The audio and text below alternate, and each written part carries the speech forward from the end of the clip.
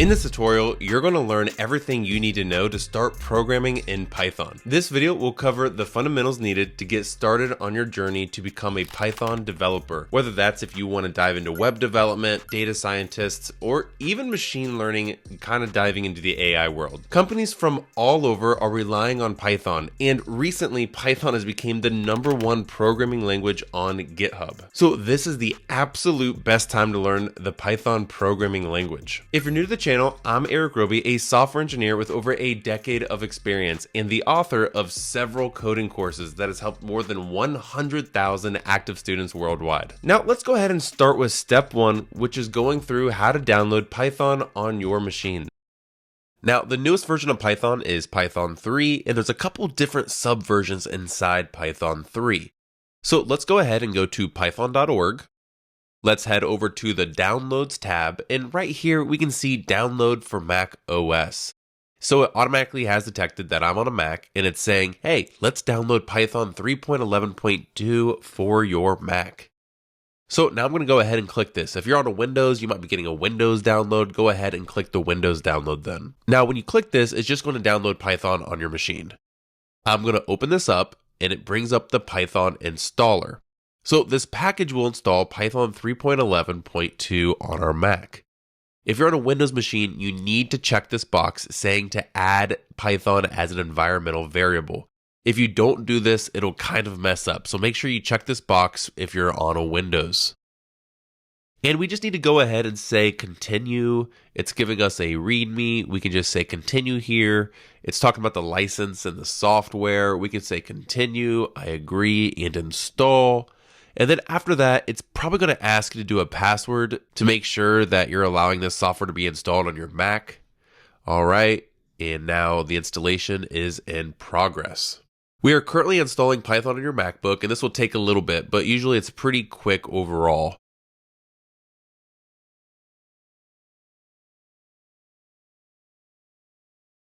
From here, we can just go ahead and say close, move to the trash, and now let's go ahead and open up our applications folder. If we scroll down, we can see that Python 3.11 is installed in our applications. If you open this up, you can see an idle script. Well, if you have this idle script with a couple of different Python files, that means you've successfully installed Python.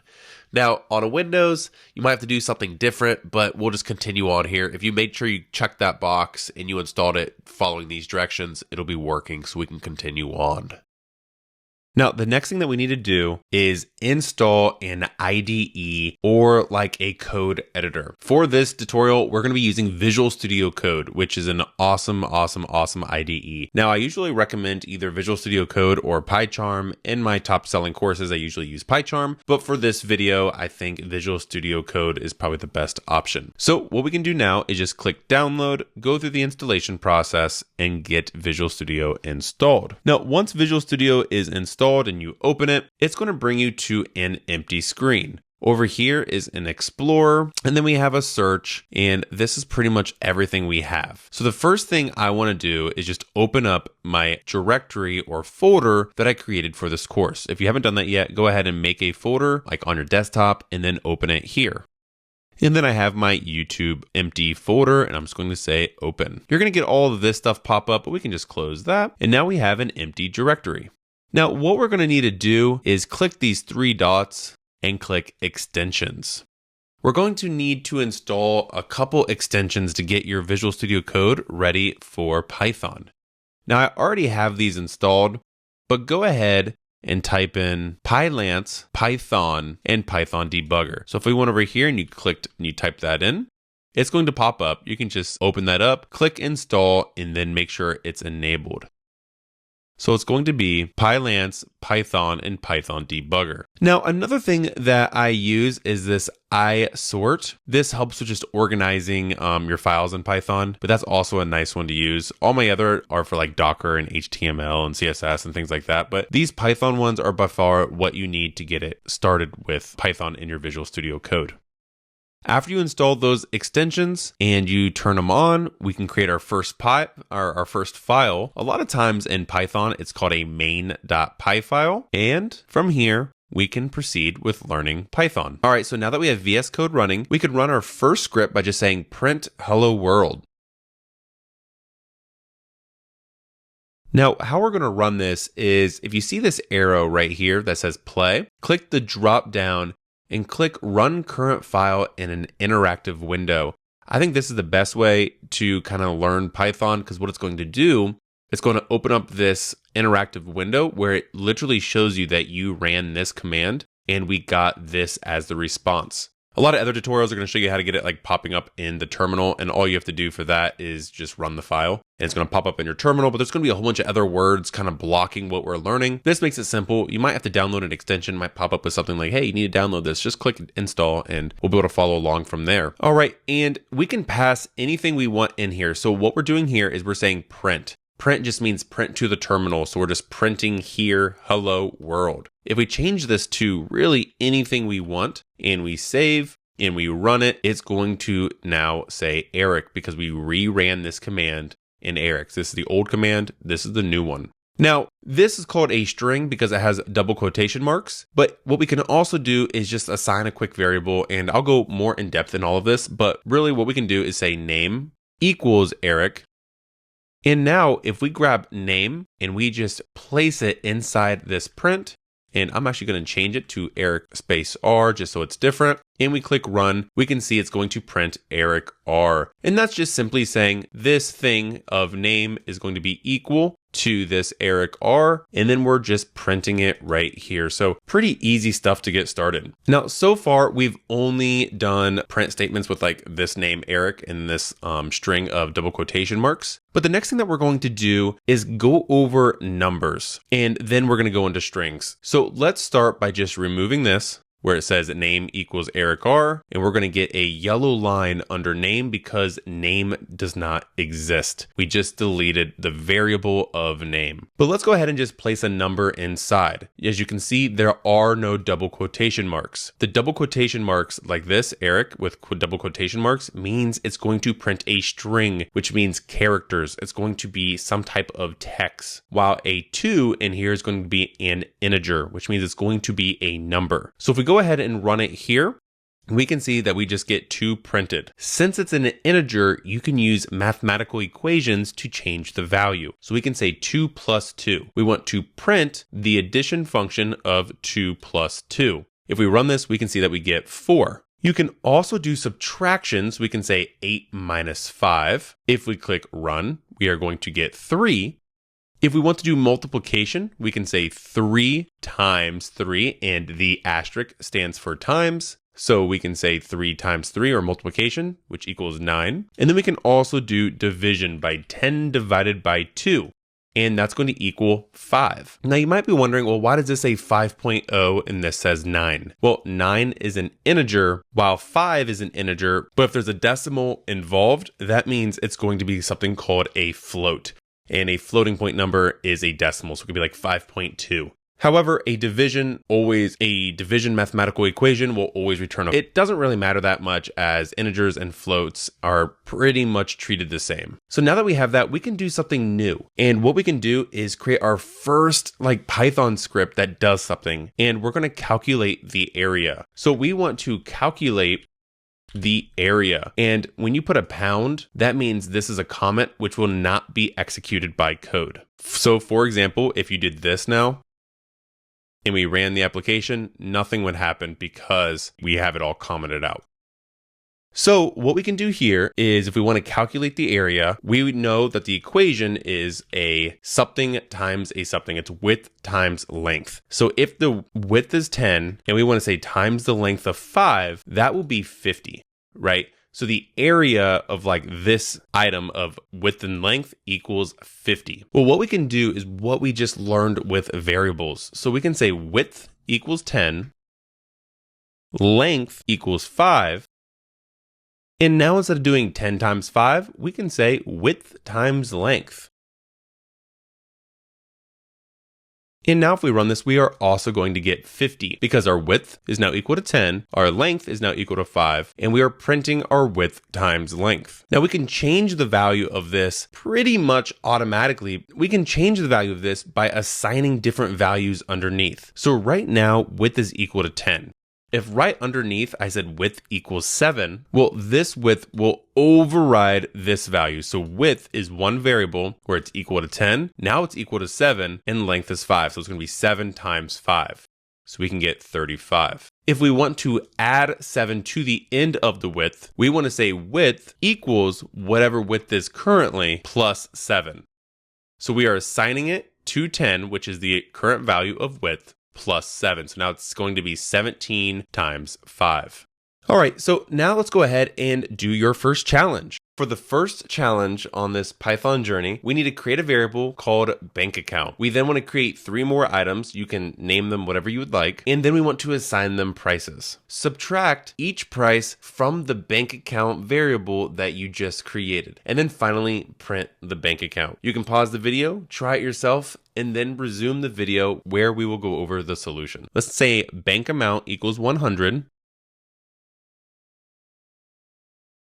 And then we need to assign 3 items. So we can say paper towels equals 5,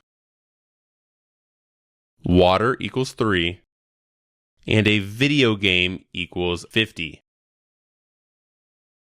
And then we need to say bank amount equals bank amount minus the 3 items. So we can say paper towels, and then we want to do the exact same thing again, but this time water. And then the same thing one last time, but video game. Now let's go ahead and print bank amount. If we run this, we can see 42 because this is 50 minus 55 minus 58, which leaves 42. Now, here's our first Python hack, something that we're able to learn. So before we're doing bank amount equals bank amount minus paper towels, now there is a shortcut. If you just remove that, but you say minus equals each time, it'll give us the same number of 42.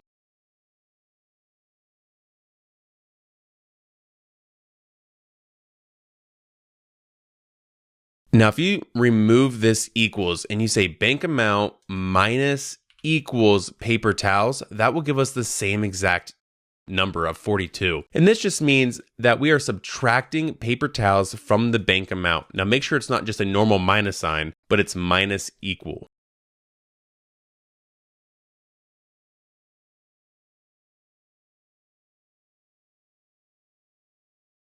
Now, if you run the application, we are going to get the exact same value.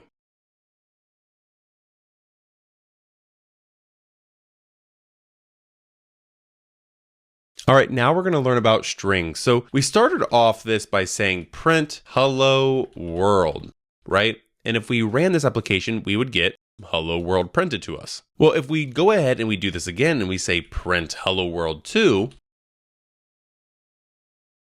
we can see that it's going to print twice. It's going to print hello world and hello world 2. Now we know it's a string because we're using double quotation marks. Now in Python, you can actually also use single quotation marks. So if we go ahead and run the application now, we're going to get the same thing of hello world with a single quotation mark. Now, the only reason double quotation marks are sometimes more used or more prevalent is because of when you're typing a string that already has a semicolon of some sort inside. So if you go ahead and say you're welcome,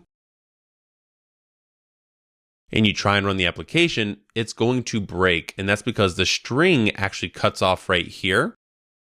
And then we have just random characters. And then we just have random characters right here until we start a new string. So to be able to fix this in Python, all you have to do before this single quote is something called a backslash or an escape character. And this says we are going to ignore the next character. So now if we ran it, you would get you're welcome. But you're going to see double quotation marks very prevalent, but I'm going to be using single quotes most of the time, but I also avoid a lot of words that use an apostrophe. So let's go ahead now and just create our first variable. And this is going to be first name equals Eric. And inside here, let's go ahead and just print first name. Now, if we run the application, we're going to get Eric. Now let's go ahead and learn something called concatenation. This is when you add two strings together. So you can kind of think of like addition for math. So 2 plus 2 equals 4. In Python or any programming language, when you combine two strings, it's called concatenation. So what we can do here is just say last name equals Roby. And then now I can say full name equals first name plus last name. And now we can just print our full name right here. And we're going to get Eric Roby as one concatenated string. Now, what we can do here now is we might say, hey, we want to add a space between the first name and last name. So what we would do here is just go ahead and add in that space when we're concatenating and creating this new string of full name. So now it's going to print Eric space Roby because we have our first name space last name. Awesome stuff. Now let's go ahead and create something called an input. And it's going to take in a user command versus us already defining it ourselves. So right here, let's just go ahead and say input. And we're going to do the same thing right here for input. Now, what this does is it's now waiting for us to pass in a value of some sort so it can assign that value to the variable. What I mean now is if we ran the application, we're going to see this pop-up window or this text field pop up. It's wanting us to type in our first name value. So I can say like Bill. I can press enter. It's wanting us to do it again. So I can say Gates. And now we're going to get Bill space Gates. We can make this a little bit easier to understand by just saying, hey, we want this to be your first name and we want this to be your last name.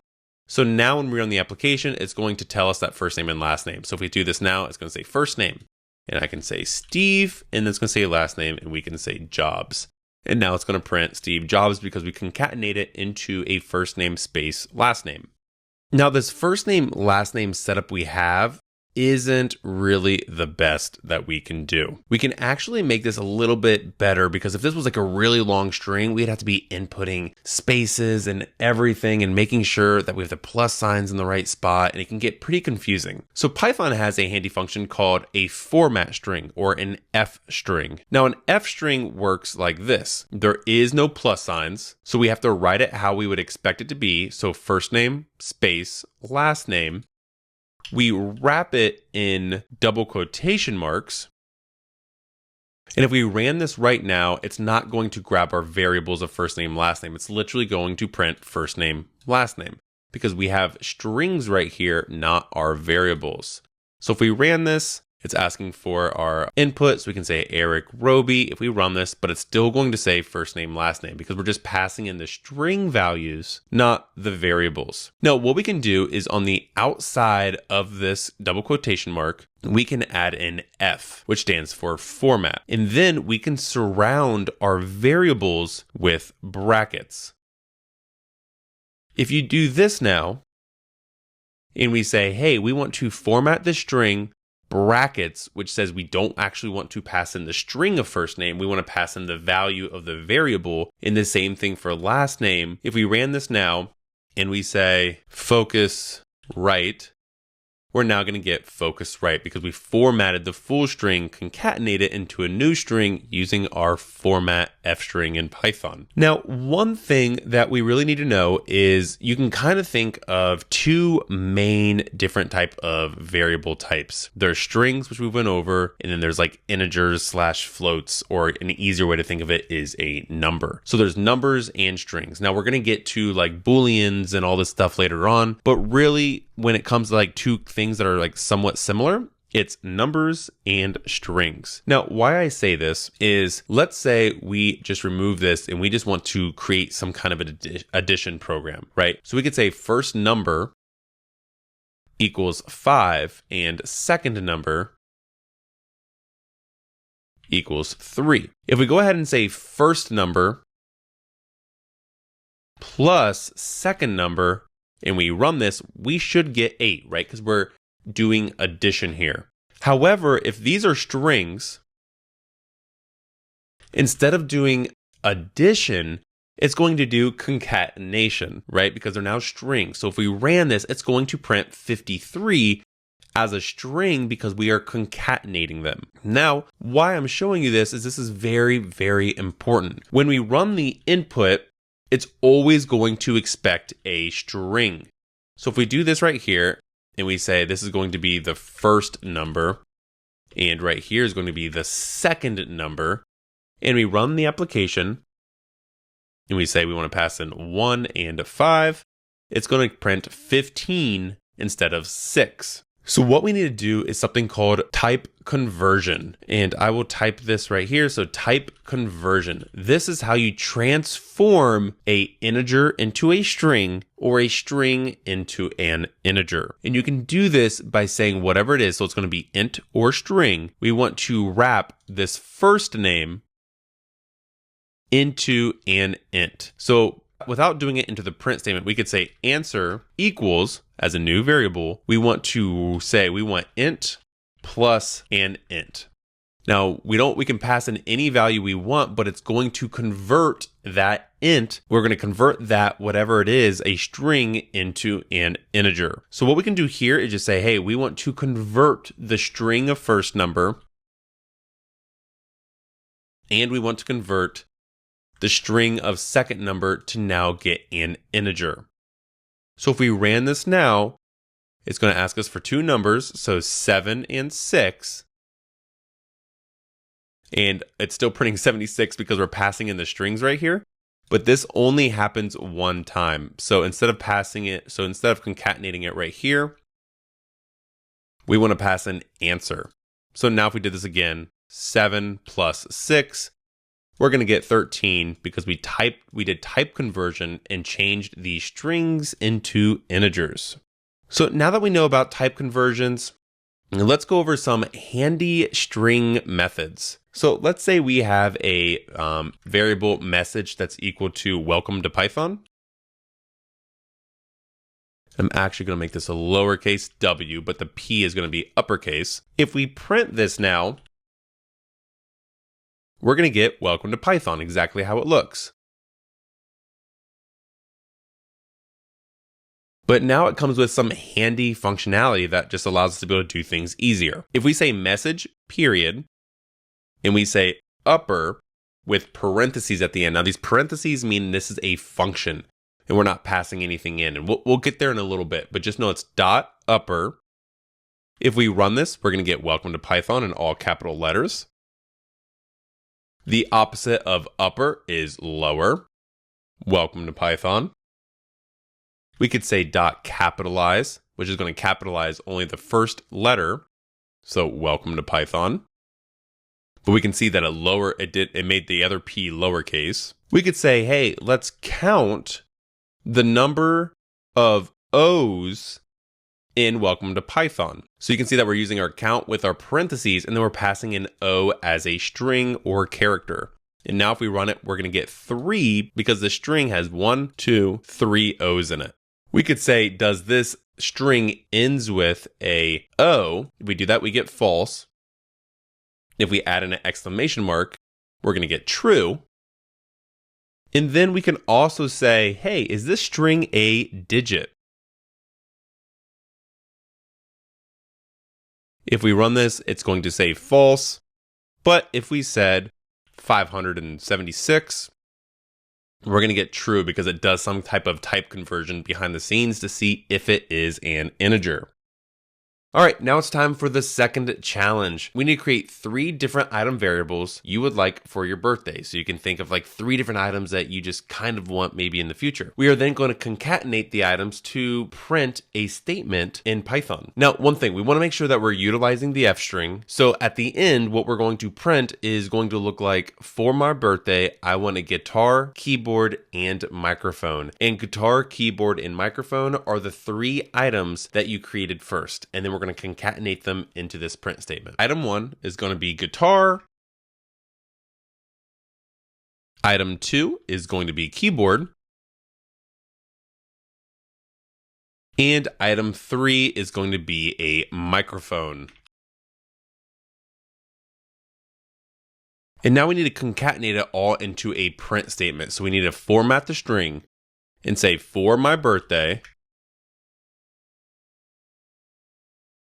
I want a, and we need to say brackets of item 1, comma, brackets item 2, and brackets item 3. If we run this application, we're going to get for my birthday, I want a guitar, keyboard, and microphone, just like we are doing right here on one line. Awesome stuff. All right, so now we're going to be going over lists, and lists are probably the number one most popular data structure there is in Python and just about any programming language there is. So how you can create a list is just say my list. We're just going to create a variable, and then we can say equals, and then we can say these brackets, but they're not brackets like you would use for string formatting. They are closed brackets. And now inside here, they're closed blocks. So now inside here, we can just pass in items by a comma. And I have a space right here, but that doesn't matter. But we can say my list equals this block and then 5 numbers inside, all created by these commas, right? Now what we can do is just print this list. If we go ahead and just print it, we are going to get 1, 2, 3, 4, 5. Perfect. Now, some things to note on like technical ways of calling these items. Now, the items inside a list are called the elements. So the elements in this list are these values. Now, the index is what number they are in line in the list itself. So right now they're in a chronological order, but the first value, if you are counting them off, the value is 1, the element is 1, but the location, which is the index, is 0. And so a list actually starts with the element 0. And it probably makes more sense if we make these a little bit bigger numbers. So like 7, 8, 9, right? If we'd said this, we would get 7, 8, 9. If we run the application, the first index is 0, 1, 2, which means there's 3 elements in this list, 1, 2, 3, when you were talking about the length, but the index is 0, 1, 2. But the elements themselves are 7, 8, and 9. Now, it doesn't just have to be numbers. We can also be using strings, so we can say lion, tiger, and bear, and now if we ran our list, we'd get lion, tiger, bear. If we only wanted to get the first item, which is lion, we would have to do the closed blocks right here, and then we need to pass in the index. So the index is the same as before, so 0, 1, 2. So if we pass in 0 right here and we run it, we're only going to get lion. If we passed in 1, we would get tiger, and if we pass in 2, we would get bear. Now, if you go and do a -1, it'll always grab the very last element. So no matter what it is, let's say you have a list and you have no idea how many items are in it, you just need the last item, you would just say -1 to always get the last item. Now, we can change the value of an index by saying my list at the 0 index now equals dog. So it starts off as lion, tiger, bear, and now we're saying the first index, or the 0th index, which is actually the first element, we're going to change lion to dog, and now let's go ahead and just print all the items in the list. We can now see we get dog, tiger, bear. If we wanted to see how many items we have in the list, we can use length. So right here, if we wanted to say length of list, we can say len for length, parentheses, and then pass in the list inside. And now if we go ahead and we print the length of the list, we're going to get 3. Now we can also do this inside the print statement. So we don't necessarily need to create a variable. We could just say length and then wrap my list inside right here. And it's also going to print 3. Now let's go ahead and just add a new item right here. So now I'm going to add dog at the end of the list. And I'm going to remove us changing lion to dog. If we go ahead and run the application now, and we just print my list, we're going to get lion, tiger, bear, and dog. And now we're going to go over something called slicing. So before, if we did like these blocks and we just passed in an index, so 0, 1, 2, it's going to print bear. Now what we could also do is say 1:3. Now what this means is we are now printing a list of items. So we're going to get tiger and bear. And that's because we start at the first index, but we don't make it to the third index. So we're starting at the first index, so lion's not there, tiger is, and then we're going to go to the third element, but not include it. So 0, 1, 2, 3, but not include it. Start here, which makes it just these two items. And we could do this like say 0 now. And now it's going to include the first 3 items. Now, some of the most popular functionality for lists, let's go over that. So like the top functions. So we can say mylist.append. That means we are going to add an item to the end of the list. So we are appending it to the end. So if we ran this now, we're going to get lion, tiger, bear, dog, and cat. We can insert it at a specific spot. So we can say mylist.insert. And right here, we are inserting at a specific index. So we can say 1. And then we need to say what we are going to insert. So we can say goat. Now what we can see is it's going to be lion, goat, tiger, bear, dog, cat. So we did not override it. If we wanted to override it, right, we would say mylist. Then we would say the block passing the index equals something different. We're not doing that. We're just inserting it at a different spot rather than at the end like append does. If we want to remove an item, we need to pass in what value we're removing, not the index. So right here, we could say we are removing dog. So now if we run it, dog will not be in the list. We could say pop if we want to remove it by a specific index. So we can say mylist.pop and we want to remove 1. If we do that, we're going to have 0 and then 1 is actually getting added as a goat and then we remove the goat. So if we wanted to remove tiger, we'd actually have to pass in 2 because goat is getting inserted at the 1 index. So now tiger is gone. If we wanted to reverse a string, we could say mylist.reverse.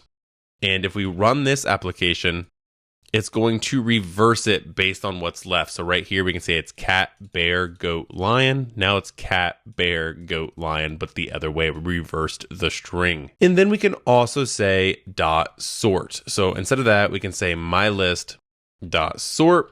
This will either sort it alphabetically if it's a string, so bear, cat, goat, lion, or if it's numbers, it's going to sort it based on the lowest value to the highest value. All right, so now for the third challenge. The third challenge is to create a single list that holds 5 different colors. And now those colors are going to be red, blue, green, pink, and purple. The first thing we want to do is delete the 0 index from the list. Then we want to delete the element which holds the value of purple. And then we want to append a new element with the value of white at the end of the list. You can then print your list to see if you got everything correct. Pause the video, try it yourself, and I will see you in a little bit when we go over the solution. So the first thing we need to do is create a list full of these different colors. So let's say red, blue, green, pink, and purple.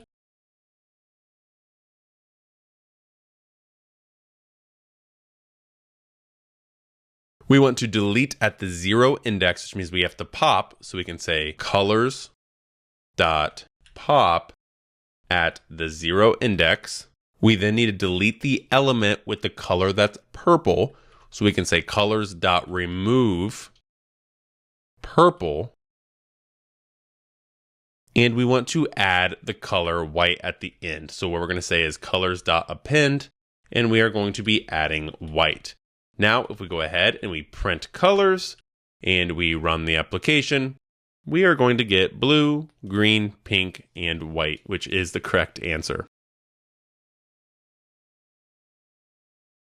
All right, so now we're going to go ahead and learn about Booleans. Now, Booleans are some type of operators. They are the result of comparing values to see if it matches some sort of value at the end. So for example, Booleans are simply true or false. So here we can say, does 2 equal 2? If we ran this application, we are going to get true.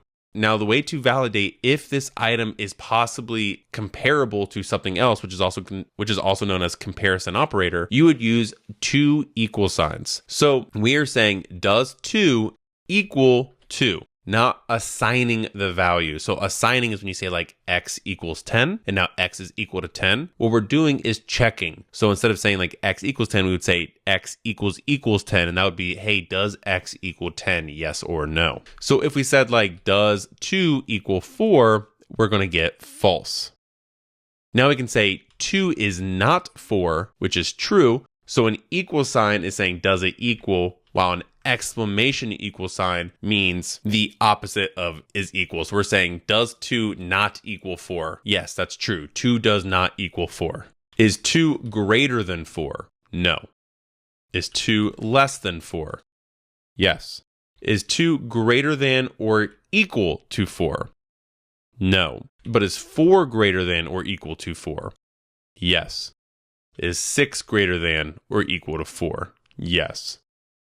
Is 3 less than or equal to 4? Yes. So these are comparison operators where we're able to just assign and check values. Now, logical operators are typically and, or, and not, and they go with comparison operators. So we can say, is 3 less than 4? That's true. And is 4 greater than 5? This would be false because 3 is less than or equal to 4, but the and sign means everything needs to be true. So 3 is less than 4 is true. 4 is greater than 5 is not true. Therefore, the and makes sure all conditions are true, which makes this false. Now, if this was higher, all of a sudden it's now true. But the and makes sure that everything is false. Or the and makes sure that everything is true. Now we can swap the and for something called an or, which just means one of the values have to be true for the whole equation to be true. So 3 is less than 4 is true, but 4 is greater than 5 is false. But since this is true, we are going to get a true return. And now there's the not, which is like the opposite of what is expecting. So we can say, does 7 equal 7? We know that's true. But if we said not, and we wrap this around, we are going to get false because we're saying the opposite. Now we could say like 8 is equal to 7. That will return true because we're saying this does not equal this. Now that's like the gist of Booleans. Now I know I just covered a lot with that, but as you keep going through it and keep working with it, it all starts coming together really, really fast. All right, now that we went over Booleans, we're going to go over if-else statements. Now, an if-else statement is just saying, hey, if this value is true, do this. If not, do something else. It's a way just to organize our code to be able to react based on Boolean values. So we can say number equals 100. We can say if number is equal to 100, then we want to print the number is 100. Let's go ahead and try this out. Boom, the number is 100. That's because we're checking if the number is 100. If we change the value to 101 and we run it, we will get nothing printed to us because this only executes if this statement is true. Now let's kind of look how we broke this down. We have if number is equal to 100, then we add a colon and then a tab or 4 spaces. Now, I'm a tab person myself, but the battle or debate between spaces and tabs is still going on today in Python. So it's either a tab or 4 spaces. Now, it'll always execute whatever is outside the if statement. So right here, we can just print app is complete. And no matter what, it'll print app is complete. It just does not print this statement. If we change it back to 100, it's going to print everything, right? The number is 100, app is complete. Now we can also say like, is number greater than 99? Then we can say the number is greater than 99. And, we forgot to change it to 99. The number is greater than 99, and we can do all of the comparison logic that we just went over in the Boolean section. Now, an else statement means we are going to do something if that is not true. So right now we can say the number, if number is greater than or equal to 99, then we can say the number is greater or equal to 99, right? And if we run this, we can see that we get the number is greater or equal to 99. Then we could say else. So if it's not, we can say else print the number is less than 99. So now it's going to print one or the other. So if number is greater than 99, it's going to print the number is greater than or equal to 99. If number is like 13, well, it's going to run through here, look at the first comparison, which number is not greater than or equal to 99. So it's going to skip over this, and it's going to run this else statement of print the number is less than 99. And then we're going to see the number is less than 99. Now, there's also something called an elif. And an elif means we can do multiple comparisons in a single if-else statement. So we can say if comparison, else if comparison, elif comparison, elif comparison. If none of those match, well, then we can use our else, because our else always runs if one of the other comparisons don't match. So for example, we can say time is equal to 13.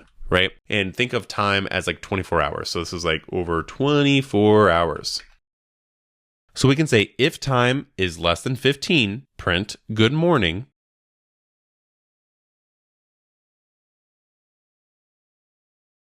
Elif time is less than 20, print good afternoon. Else, which means it's going to be higher than that, we could just say we want to print good night. So 13 is going to print good morning, 17 is going to print good afternoon, and then like a 22 is going to print good night. Now, this is the gist of if, elif, and else statements. All right, now time for the fourth challenge. We're going to create some grades. So in the US, at least, you can think of grades as an A is like the highest thing you can get. It's between a 90 and 100%. A B is 80 to 89%. A C is 70 to 79%. A D is 60 to 69%. And then F is anything less than or equal to 59. So what we're going to do is create an integer variable, which is going to be called grade, which holds a value between 0 and 100. We then want to use if, elif, and else statements to print the corresponding letter grade to the value you put in. So if you say, hey, I'm going to have the grade be the value of 63, well, then our app should print a D. Pause the video, try it yourself, and I will be here when you get back. Now, for the assignment, we need to say grade is equal to 98, just for like a starting point. And now we just want to go ahead and find the A value, which is going to be between 90 and 100. So we can say if grade is greater than or equal to 90, print A.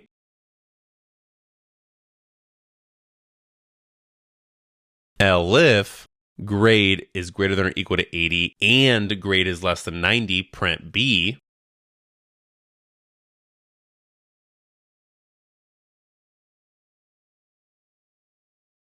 And we can kind of do the exact same logic again for C, but we want it to be greater than or equal to 70 and less than 80. We can do the same thing again for D, but this needs to be 60 to 70, which is going to be a D, or we can say else, and that's going to print a F, right? So if we run the application, we're going to get an A. If we change this to 88, we'll get a B. 78 will be a C. 68 will be a D, and then anything after that will be an F. Awesome, awesome job. All right, so now we're going to go over loops, and a loop means we are going to continuously do something for X amount of times over and over and over again. And there's two loops really. There's a for loop and a while loop. So let's start by creating a numbers list, which is going to be equal to 1, 2, 3, 4, and 5. Now, we can already print every element if we wanted to, right? We could say like numbers and then print 0, and then just go through each index, right? If we go ahead and run this application, we are going to get all the values inside our list because we're just printing all of the numbers. But we may not know what elements are inside the list during execution, during the code time. Something else might be putting the numbers in this list. So that's where we're going to want to rely on a for loop. And we can say for loop, iterator, which means something that is going through each element of the list. It's an iterator. In our numbers, we want to print the iterator. If we ran this, we are going to get the exact same thing. We're saying we want to run through every number in this list assign this element to the iterator, and then print the iterator. Now, oftentimes in a loop, they won't be called an iterator, even though that's what it's doing. I think it's because it's too long of a word. Programmers like shortcuts. So a lot of times you'll see it named X. So for X, in numbers, print X. Now, we don't necessarily need a list to be able to do this. What we could do is, I'm just going to comment this out, we can create our own range of numbers. So we can say for X in range, and now we get to pick what the range is. So it's going to start at 1 and end at 10. You actually do not include that in there. So right now, it's going to be print X. If we did this, it's going to count 1 through 10. And you can also be clear with what the loop is called, the iterator. So like, let's say we have like animals equals, and we have a tiger, lion, and bear. What we could do is say for animal in animals, print the animal, because we know it's going to be one item right here, right? Because it's each element inside this list. So now we're just going to get tiger, lion, and bear because we're printing each element inside that list of elements. Now, that's how for loops work. Now, while loops mean we are going to execute something forever until a condition is met. So if we say X is equal to 0, we could say while X is less than 10, print, and I'm going to say X is not 10.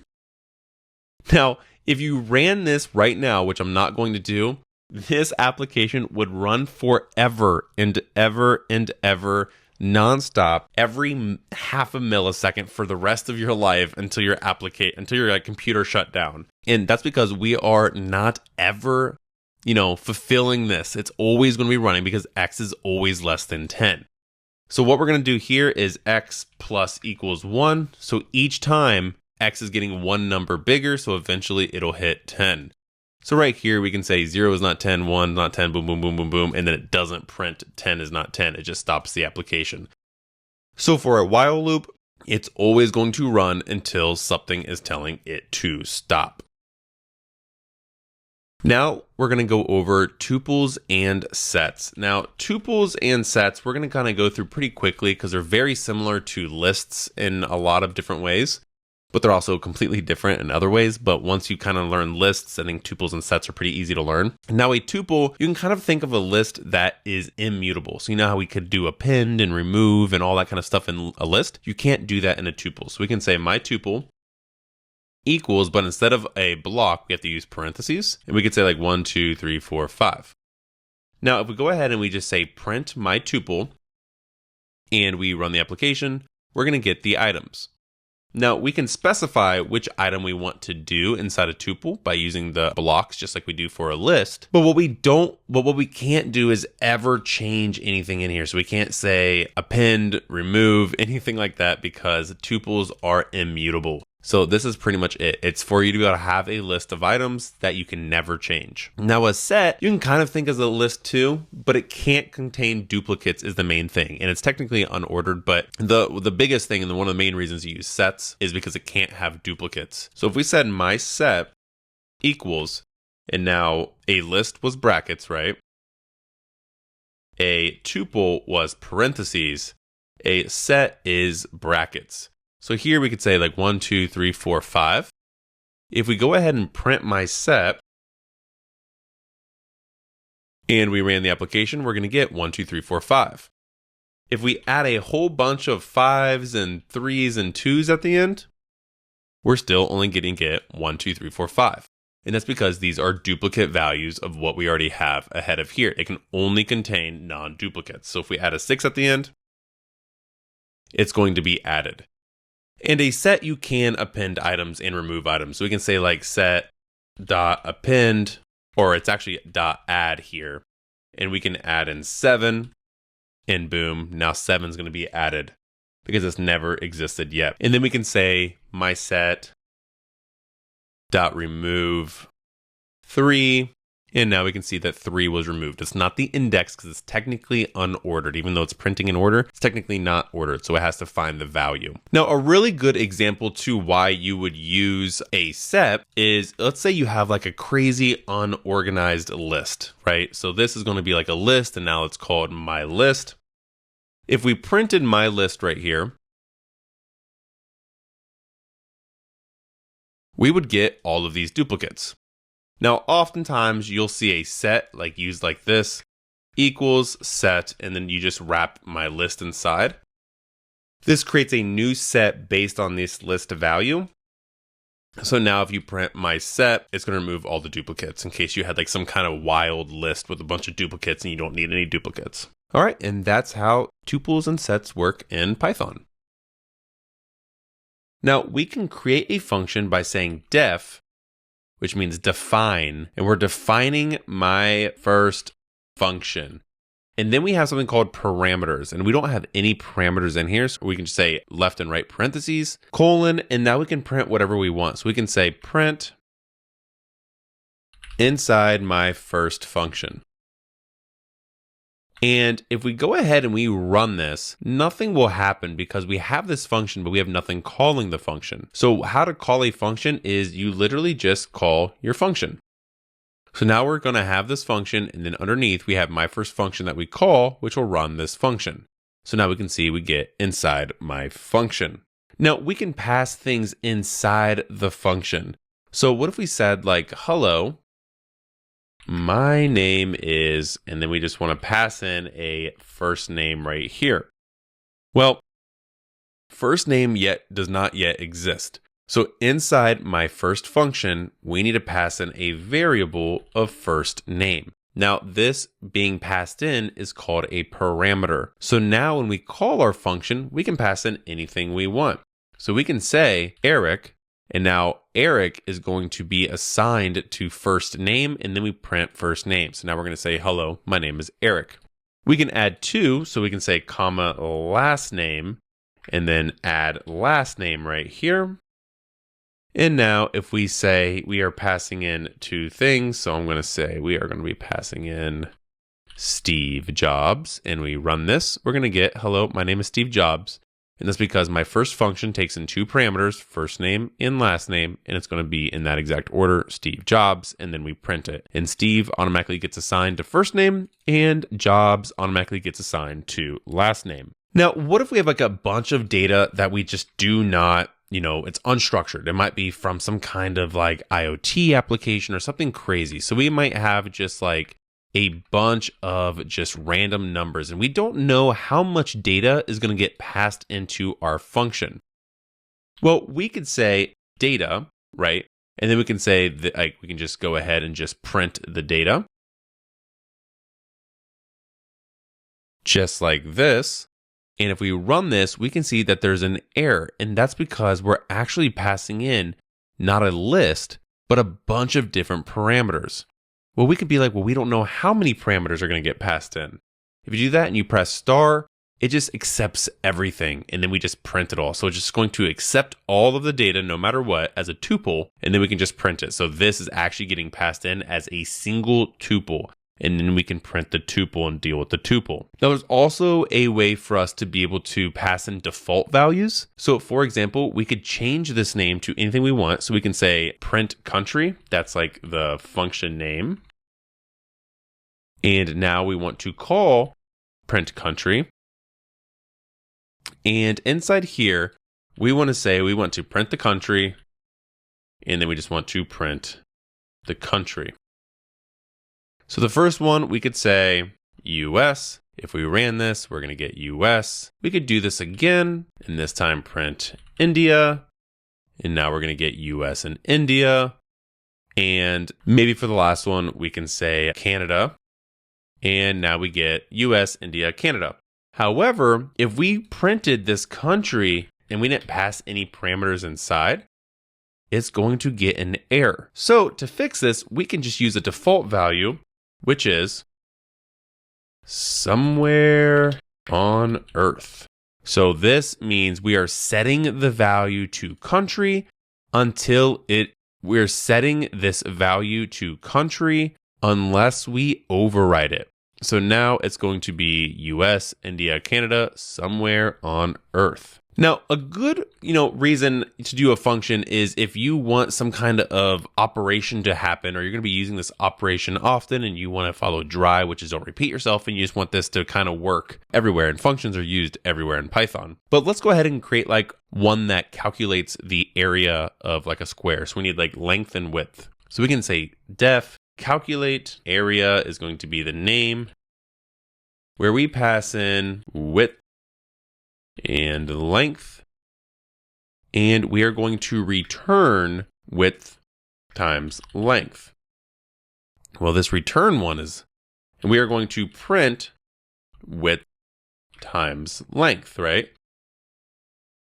So with this, if we go ahead and we call this function by saying calculate area, and we pass in a 10 and a 5, we are going to get 50. However, a lot of times we want to calculate a variable. So we can say like area equals calculate area, where we pass in 10 and 5.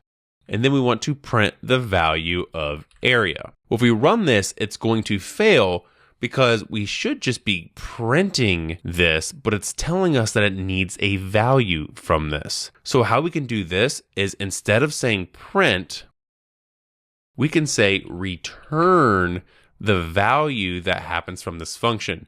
So calculate area takes in a width and a length. We're going to return width times length. So area is going to equal whatever this returns, and then it's just going to be a variable with the data.